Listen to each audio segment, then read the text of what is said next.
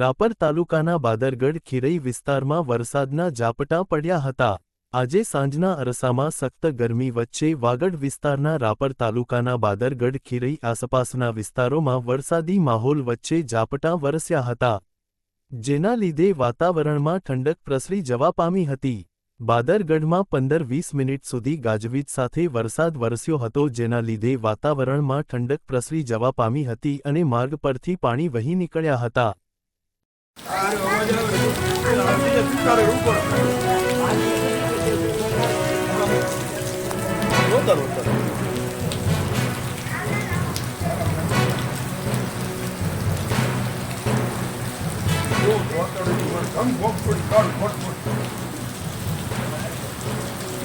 આવાજ આવે ને